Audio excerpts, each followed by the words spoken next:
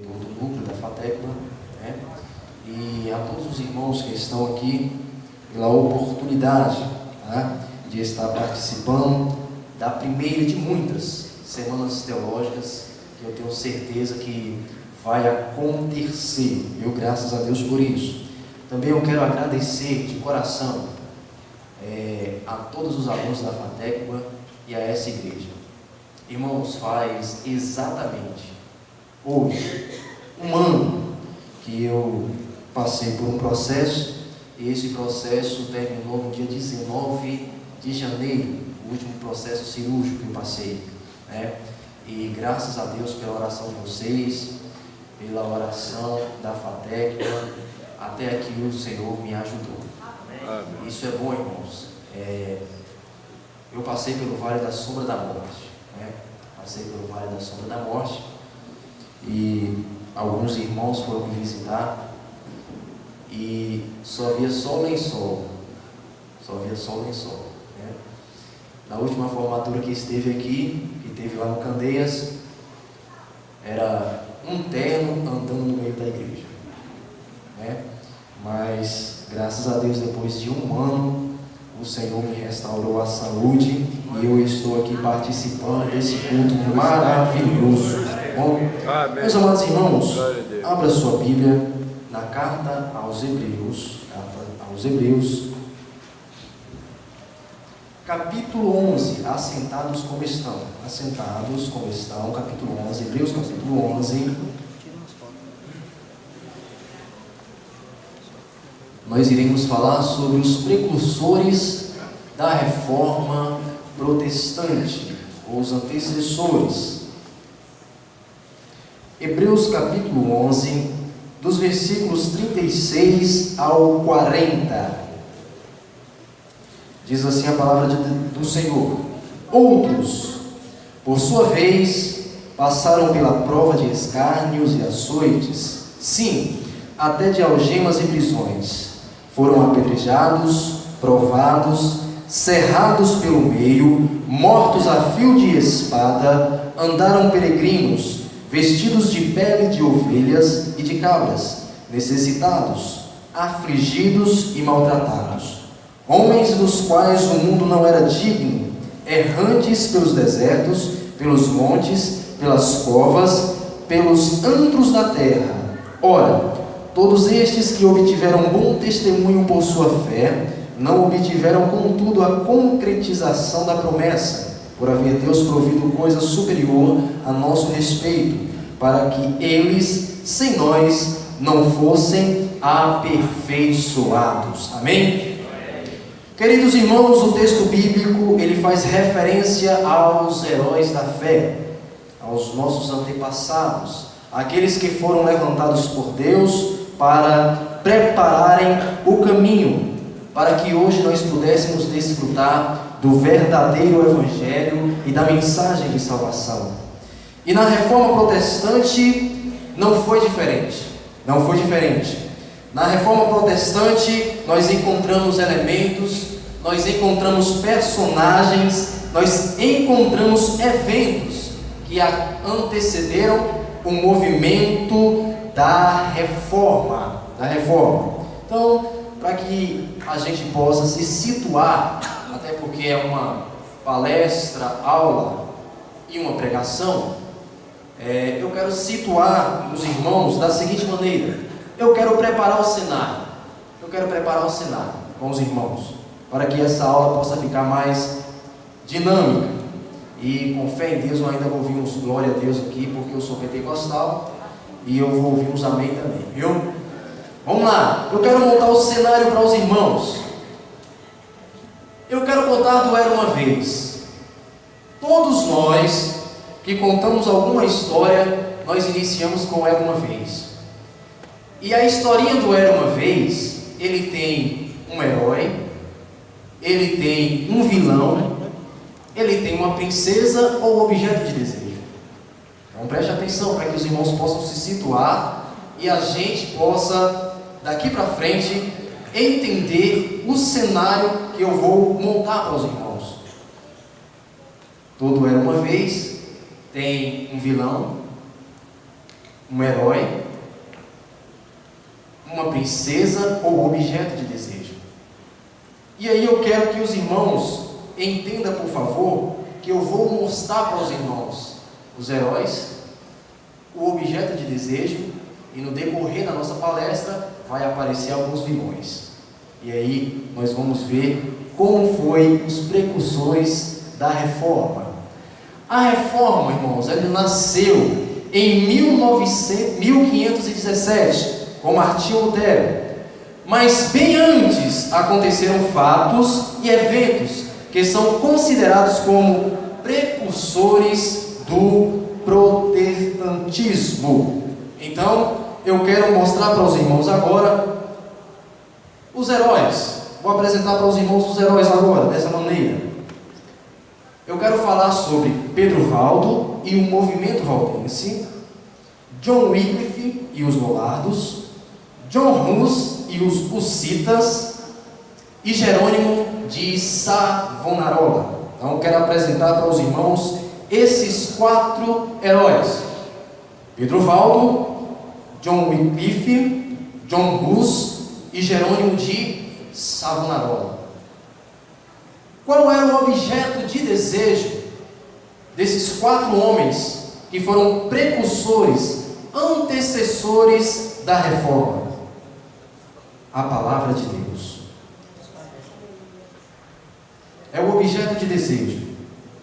É bem capaz e é bem informado para os irmãos que durante a reforma o objeto de desejo não era mais a Bíblia, porque a Bíblia já todos tinham em mãos.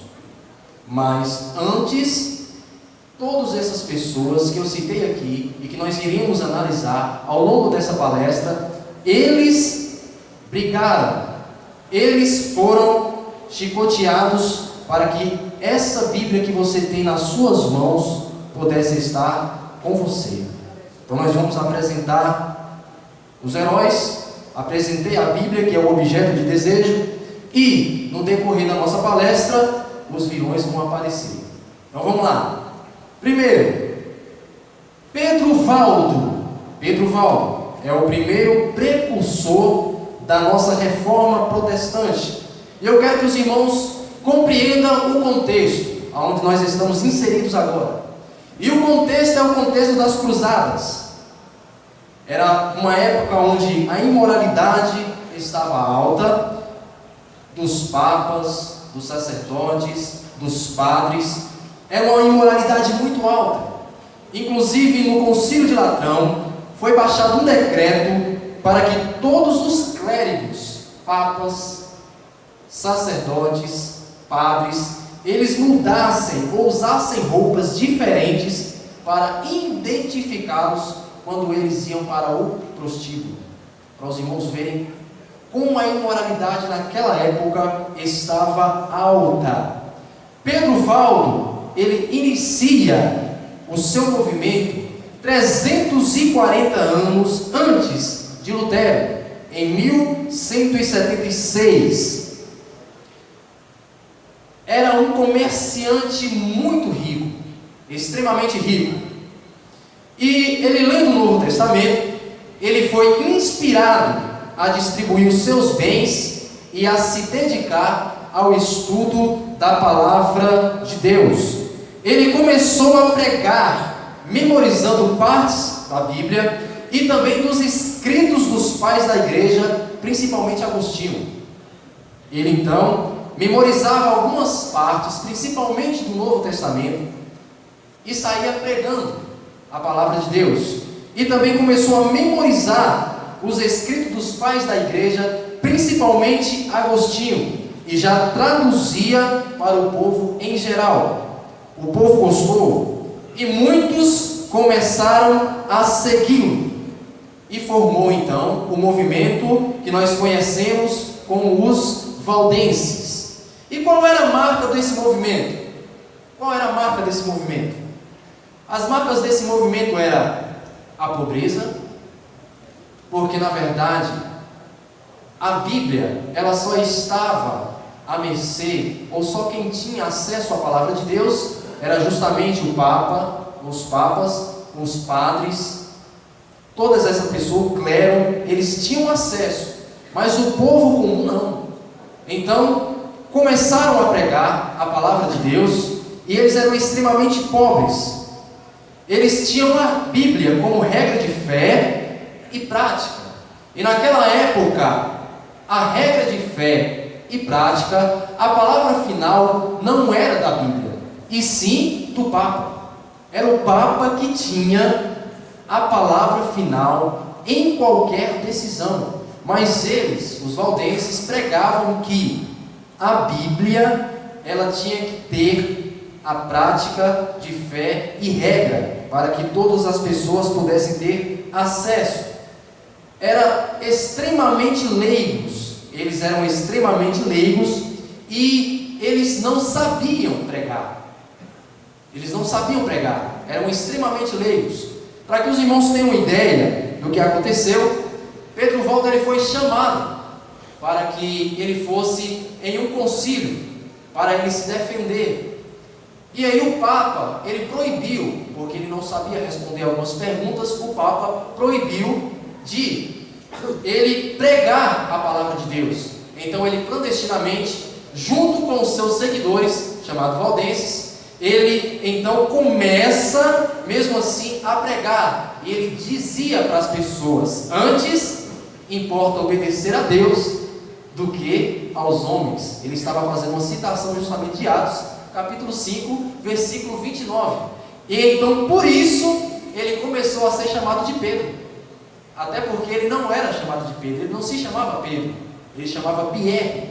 E aí, portanto, depois disso, que ele foi proibido de pregar a palavra de Deus, que o Papa o proibiu, e ele falou: antes importa obedecer a Deus do que aos homens. Então ele continuou pregando e foi chamado então daquele início em diante, daquele momento em diante, de Pedro, fazendo justamente alusão ao apóstolo Pedro. E eles também rejeitavam o sistema sacramental. Ele rejeitava todas essas situações: a água benta, o confessionário, as bênçãos do Papa e etc. Ele rejeitava tudo isso. Ele falava que a Bíblia, somente a Bíblia, tinha autoridade perante os homens. Era somente a Bíblia. O movimento cresce, e eles então vão pedir permissão ao Papa. Na época era Alexandre III.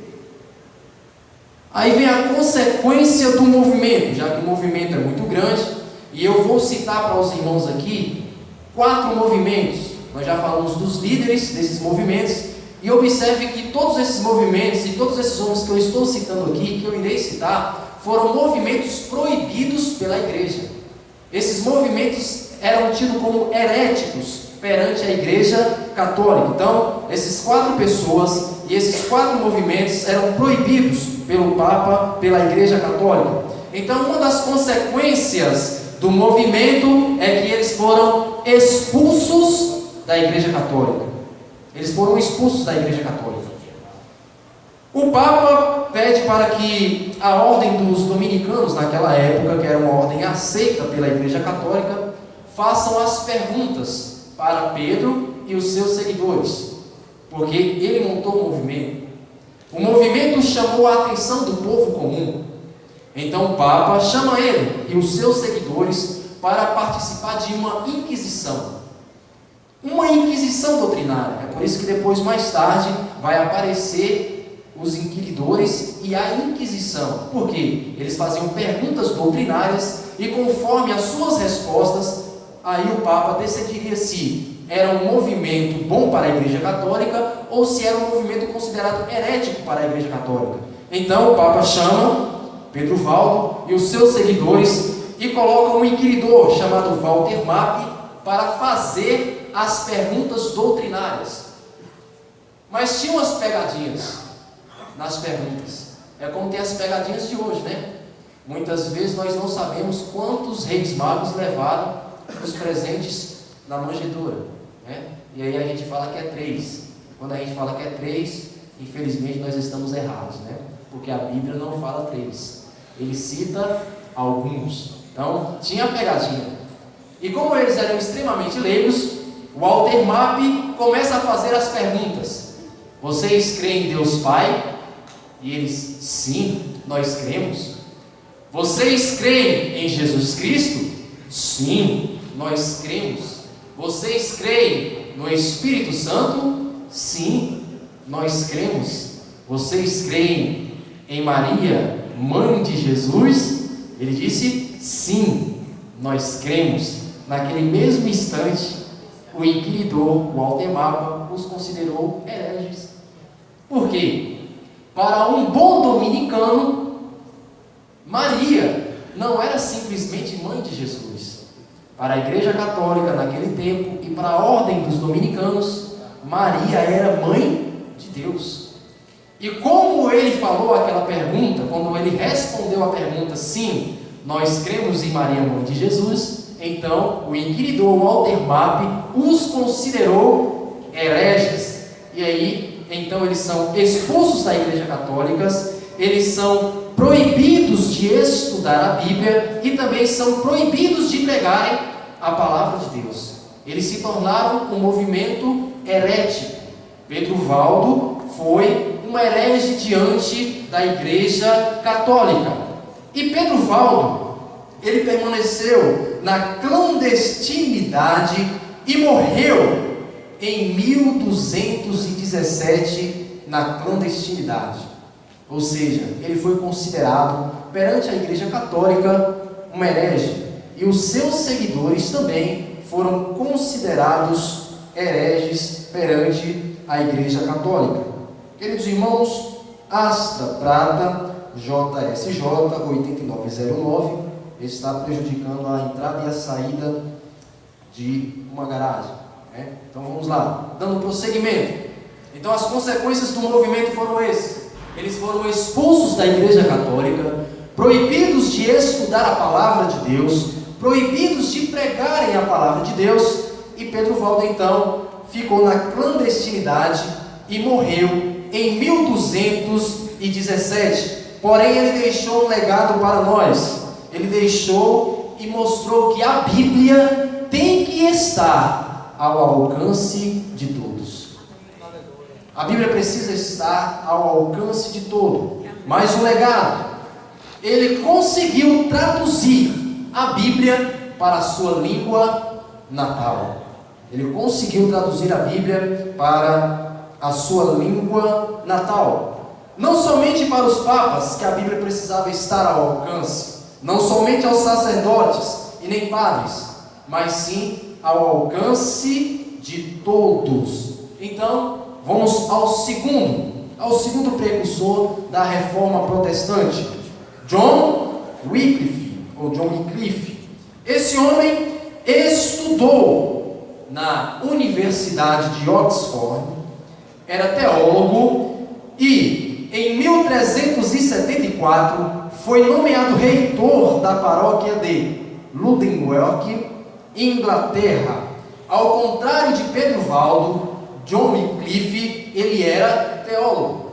Pedro Valdo, ele era leigo, não sabia administrar e ensinar a palavra de Deus. Mas John Wycliffe, ele era teólogo e sabia muito bem manusear a palavra do Senhor Jesus. O ponto revolucionário desse homem foi a doutrina do senhorio. A doutrina do senhorio. Por quê? Naquela época, a doutrina do senhorio significava que somente o Papa era senhor de tudo e de todos. Era o Papa que tinha todo o poder. Nós aprendemos ontem na palestra do presbítero Jader que os papas daquela época possuíam todo o poder, principalmente na área espiritual e também na área material. Então, o Papa sim, era o Senhor de tudo e de todos, e ele discordava dessa doutrina do senhorio voltada para o Papa. A doutrina do senhorio que ele pregava era que todos nós somos servos de Jesus Cristo. Todos nós. Ele pregava isso o tempo todo. E ele também negou a doutrina da transubstanciação. E o que era isso? O que acontecia? Nós sabemos que Essa doutrina diz que o pão, ele se torna o corpo de Cristo, e o sangue, ele se torna o sangue, e o vinho, se torna o quê? O sangue de Cristo. Então, ele falava que isso era errado, ele pregava justamente nessa maneira, e ele também valorizava a pregação. Ele valorizava a pregação, porque naquela época, irmãos, a pregação estava tão embaixo, porque não havia mais pregação, pelo contrário, o ponto auge de qualquer culto na Igreja Católica era a missa. Não tinha pregação, era o padre, dava mais importância à missa, ou seja, eles faziam toda aquela liturgia, todos aqueles rituais dentro da Igreja Católica, mas não pregavam a palavra de Deus. Eles não pregavam a palavra de Deus. E todo movimento que surge para confrontar algo, ele ganha seguidores. E com Wycliffe não foi diferente. E aí agora surgem então os Lollardos. Pedro Valdo, o movimento arrebanhou pessoas e ele conseguiu então os valdenses. O movimento tomou o seu nome valdense, Pedro Valdo Valdense. John Wycliffe, ele então fez toda essa situação, foi de encontro à Igreja Católica, o movimento ganhou notoriedade e então ganhou seguidores. E o que ele fez? Deu origem aos Lollardos, os seus seguidores. E o título aí que a gente está mostrando, os Lollardos, é um termo pejorativo, de origem holandesa, que significa murmuradores. Eles murmuravam o tempo todo contra a Igreja Católica. Tudo que a Igreja Católica falava, eles murmuravam. Eles faziam sempre isso. E então eles eram pregadores leigos, embora Wycliffe era teólogo, mas os seus seguidores eram pregadores leigos. Defendia a ideia de colocar a Bíblia à disposição do povo. A mesma ideia de Pedro Valdo, que pregava sempre que a Bíblia precisava estar ao alcance de todos. Wycliffe também pregava da mesma maneira. Ele defendia que a Bíblia precisaria estar não somente com o clero, mas sim também com todo o povo. Então, desse movimento, Wycliffe foi expulso da universidade. Todos esses movimentos que eu citei para os irmãos, eles têm um movimento, ou eles têm por objetivo confrontar naquela época a Igreja Católica. Eles precisavam fazer isso, porque eles não concordavam com algumas práticas da Igreja Católica. A Igreja Romana, então, introduziu a pena de morte como castigo aos Lollardos. Toda pessoa que seguisse John Wycliffe era considerado um Lollardo.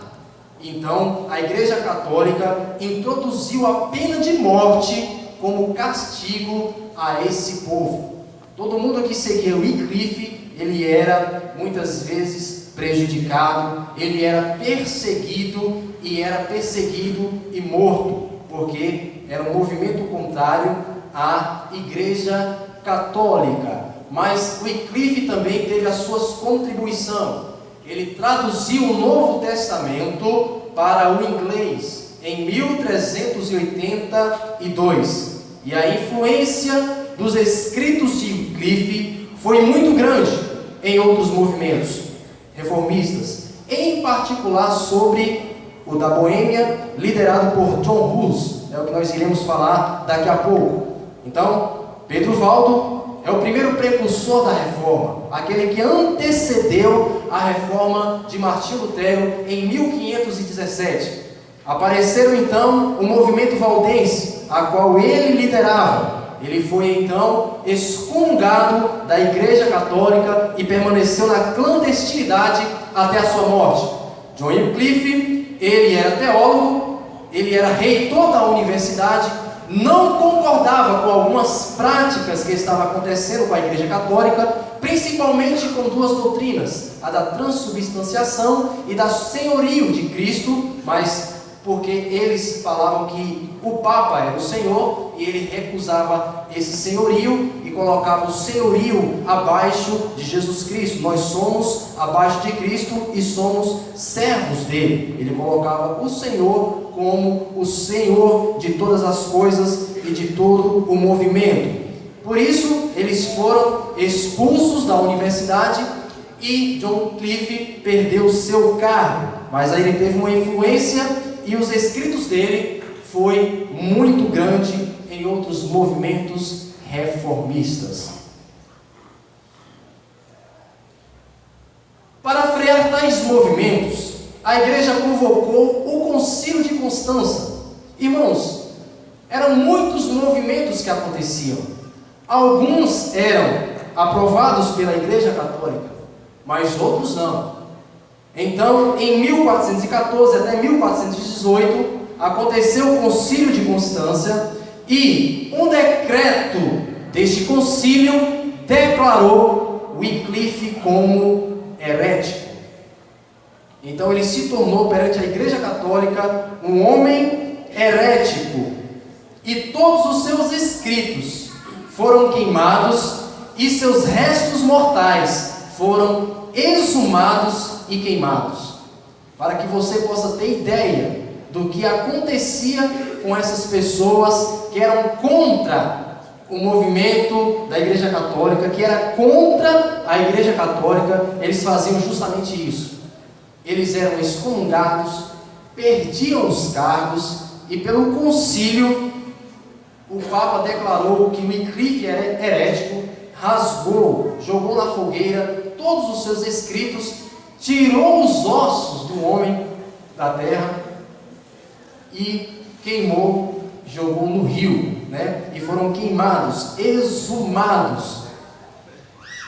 Terceiro precursor da reforma protestante, terceiro precursor, Pedro Valdo foi o primeiro, John Wycliffe foi o segundo, e agora o terceiro, John Hus.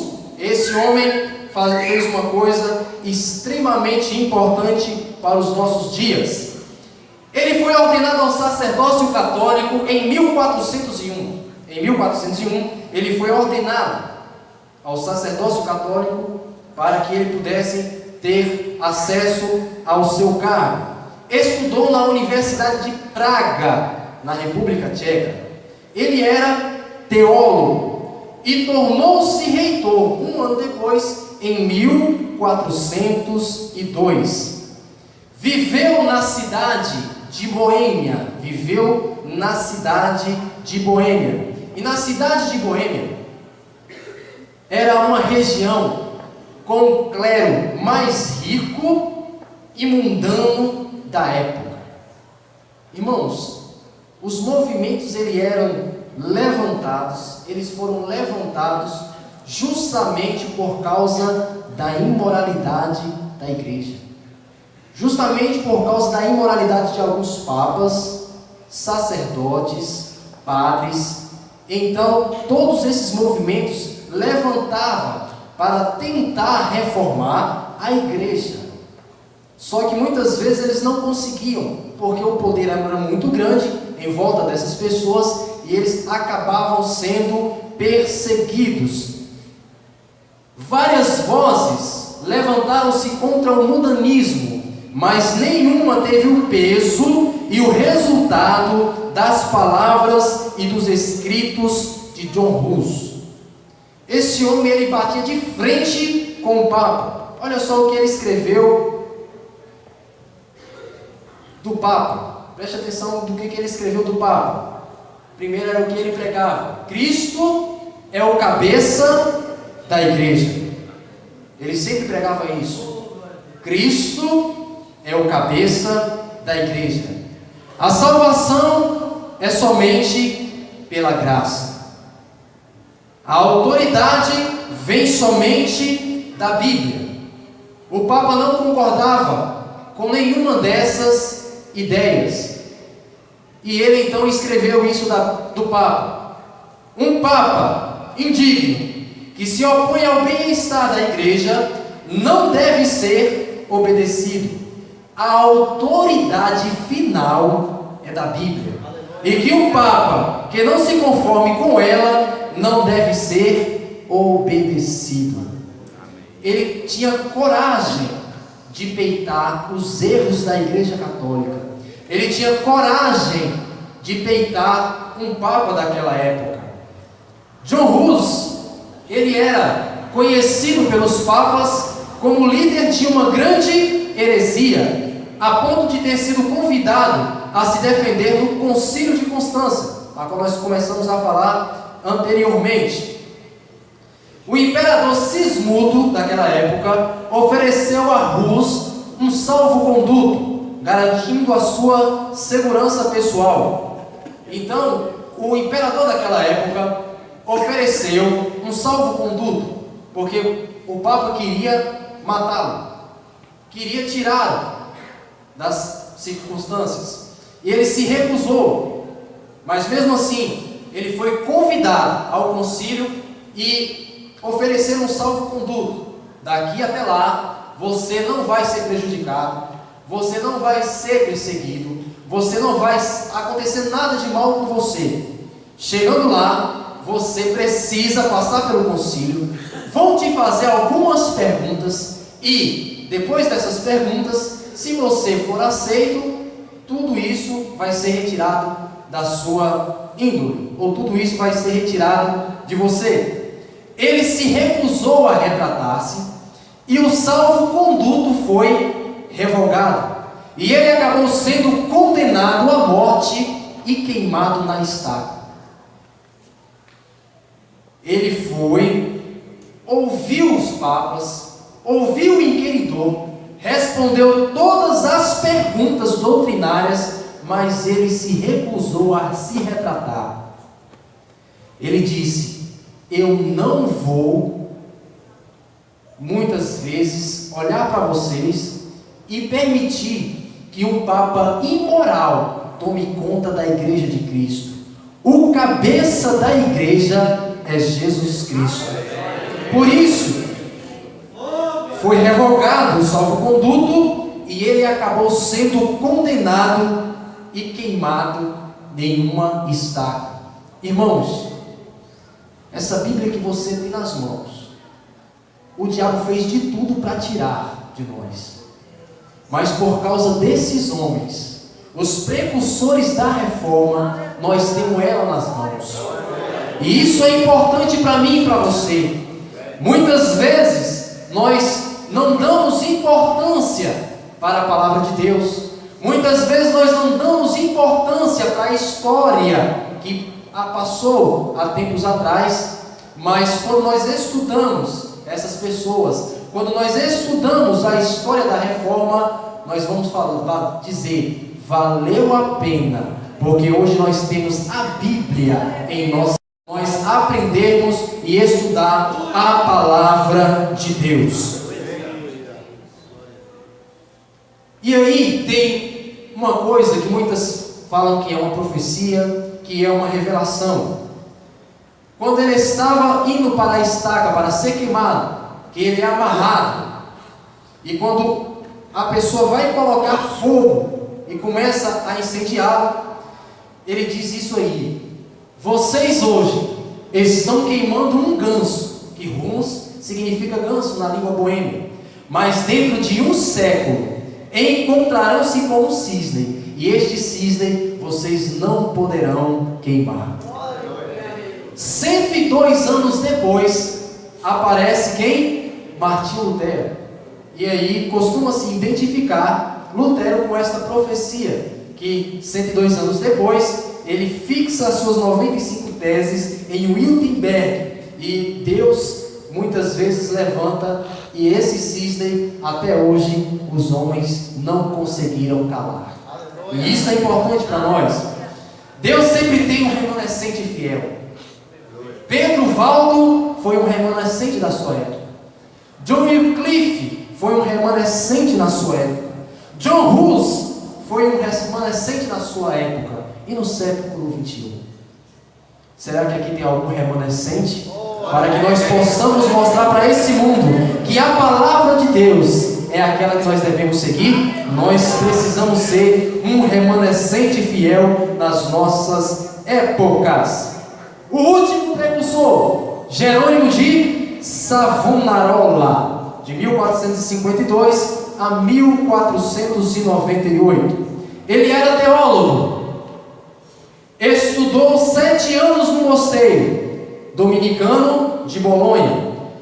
Savonarola começou a verificar em paralelo os males e as corrupções reinantes na igreja.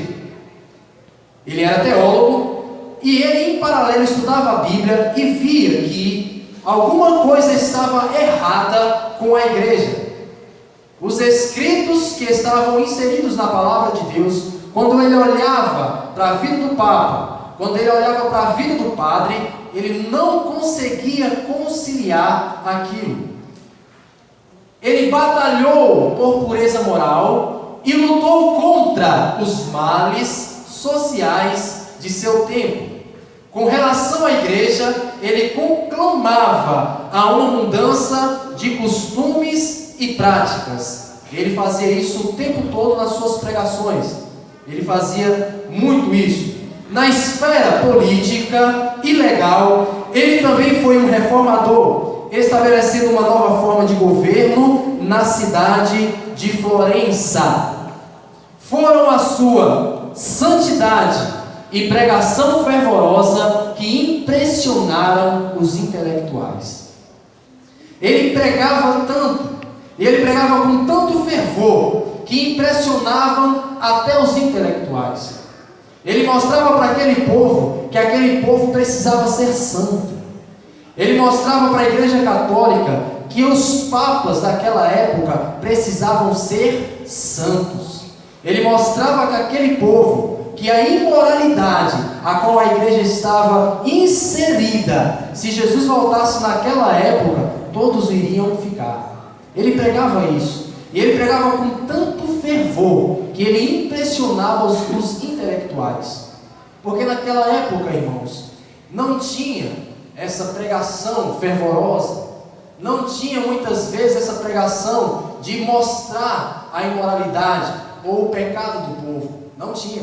Mas ele mostrava, e com o seu dedo em riste, ele falava: você tem que se converter, você tem que voltar à palavra de Deus, você tem que seguir a palavra de Deus. Então Savonarola, ele tinha uma pregação fervorosa e pregava o tempo todo que o povo precisava ser santo.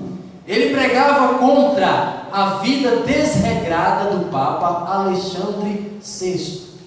Irmãos, os papas naquela época, eles eram imorais. No início da palestra, eu mostrei para os irmãos e informei que no Concílio de Latrão foi baixado um decreto para que todo o clero romano, eles mudassem de roupa. A farda tinha que ser diferente, porque quando eles fossem entrar em algum lugar que não era para eles entrarem, eles eram identificados. Prostíbulos, muitas vezes bares, algumas vezes eles viajavam, mas chegavam lá, faziam tudo de imoral. Então baixou um decreto no Concílio de Latrão e pediu para que todos tivessem as suas roupas iguais e diferente do povo comum. Precisava uma uniforme para que eles pudessem fazer isso. Eles eram tão imorais que muitos deles terminavam a missa, eles iam para os prostíbulos. Eram tão imorais que eles já pregavam e já realizavam a missa bêbados. E nós precisamos mostrar isso para a igreja.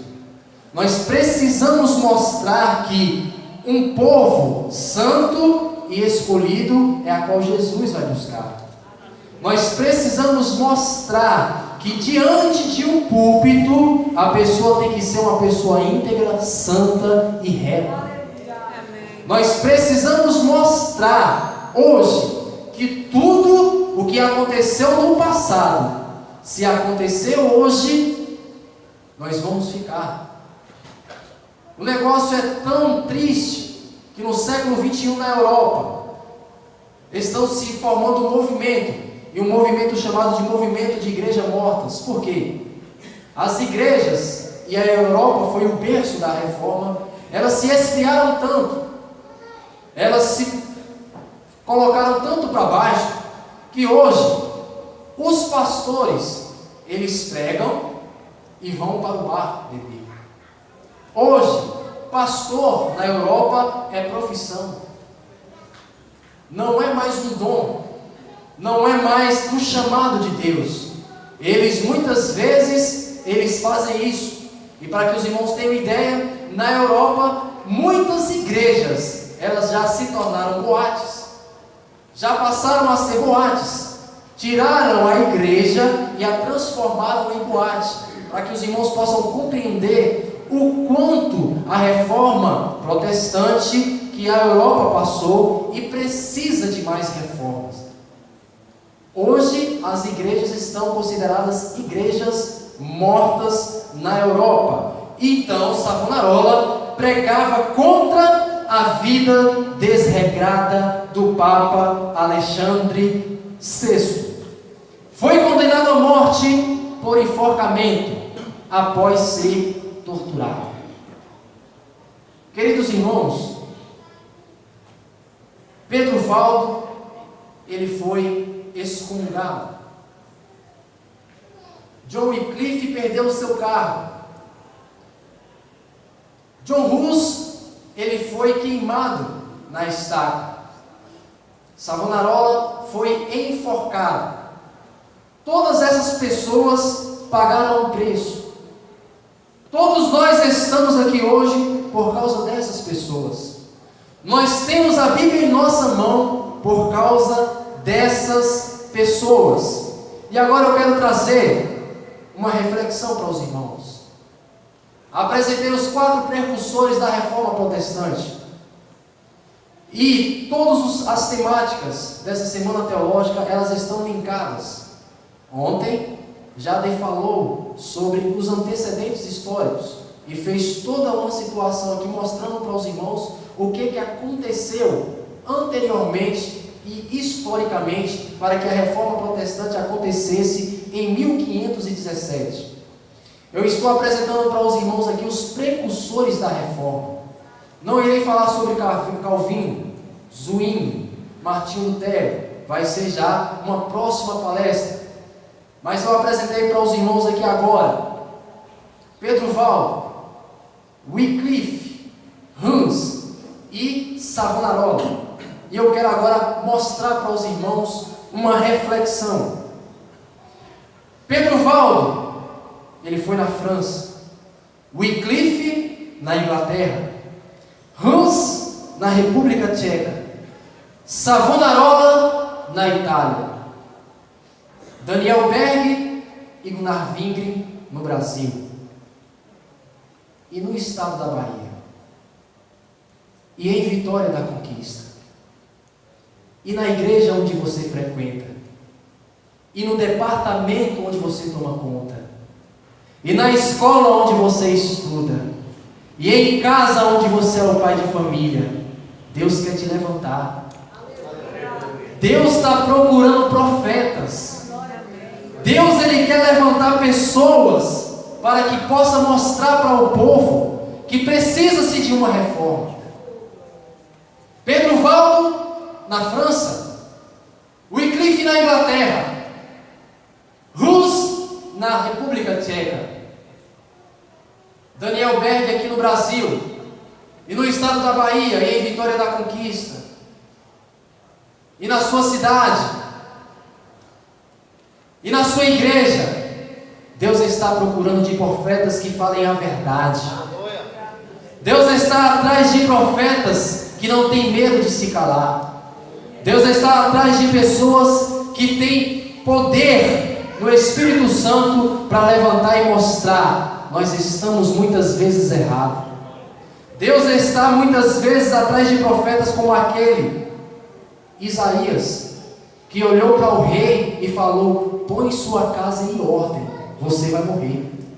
Deus está precisando de profetas que não falem somente o bem, Deus está precisando de profeta que não fale, que não pregue somente coisas boas. Porque os profetas de plantão hoje só pregam coisas boas. Já observaram? É a chave do carro. Aleluia. É o apartamento. Glória a Deus. Mas Deus está precisando de profetas que falem a verdade. Amém. Agora tem um preço a ser pago. Profeta de Deus que fala a verdade, ele sofre. Pedro Rus, ele foi excomungado. Wycliffe perdeu seu cargo. Rus foi queimado na estaca. Savonarola foi enforcado. Mas Deus está levantando profetas essa noite, eu tenho certeza disso. Que seja como João Batista, que olhou para o rei Herodes e falou: você está errado. Você está tendo um caso com a sua cunhada. Você está errado. João Batista acabou perdendo a cabeça porque falou errado, né? Pelo contrário. João Batista acabou perdendo a cabeça porque falou a verdade. Muitos de nós que vamos falar a verdade, nós só vamos pregar uma vez em uma igreja. Muitos de nós só vamos dar aula uma vez somente. Alguns profetas vão ser levantados por Deus e vai sofrer, é verdade. Mas Deus está olhando por mim para você e falando: se você falar a verdade, ser fiel até a morte, e dar-te-ei a coroa da vida. Eu sei que aqui tem profetas de Deus.